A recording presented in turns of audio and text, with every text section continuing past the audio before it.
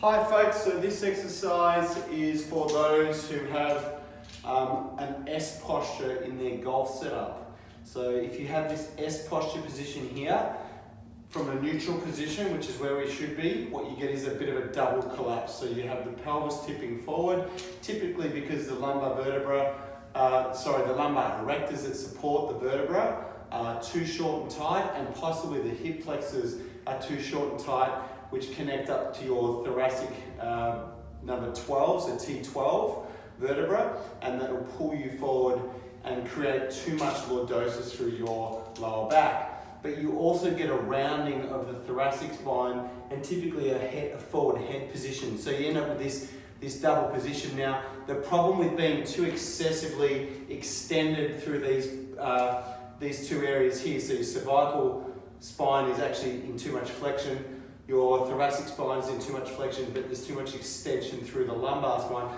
So the result of being too far away from the neutral position is that you don't get full rotation. And if you don't get full rotation, you're either going to have a limited swing or you're going to have to get that movement from somewhere else. You're going to have to lift up, you might have to slide, you might have to disconnect your arms more.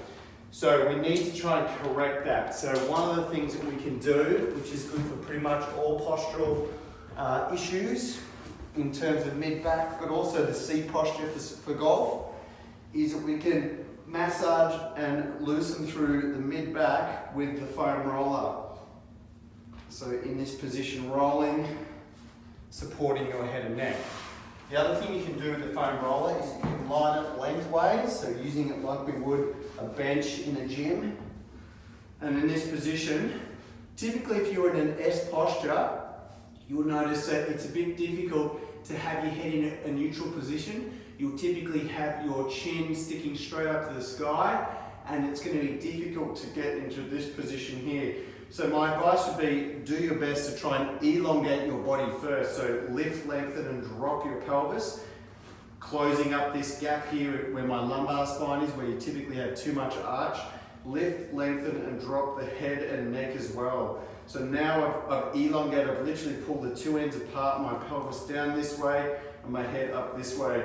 And I've reduced those gaps, which is also creating a bit more contact of my spine on the foam roller, which spreads the load, so instantly it's more comfortable. You'll notice that if you're able to do this.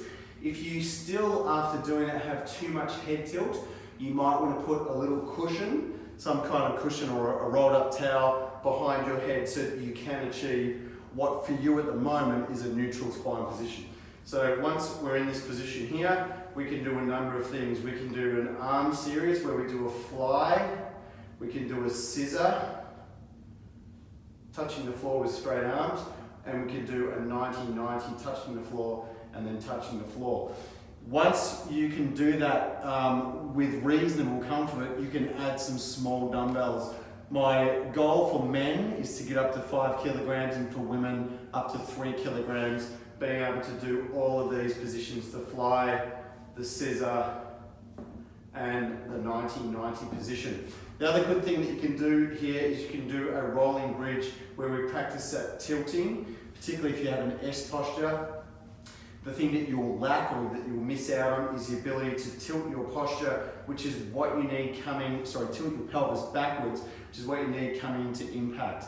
If you can't do that, you'll either have to slide excessively, back it up with a reverse spine angle, or you might have to lift up and jump up, but effectively standing up through the swing. Lifting your head, you might say. So this movement here, this tilting, is a key part of a functional swing, so we want to be practicing that. The good thing about being on the foam roller is that I get really good feedback. I can feel each vertebra pressing into the foam roller and lifting one link at a time, and at the top here I get to squeeze the glutes and I can feel that position there. The other one that you can do from this position is you can do a pelvic rotation. So you hold that bridge at the top and then move your pelvis like a steering wheel, which again is an independent functional aspect of a golf swing if it's healthy. So you need to be able to do all these things with your lumbar-pelvic region, strength and stability. So that is how we help an S posture, some of which will also help and support the improvement of a C posture.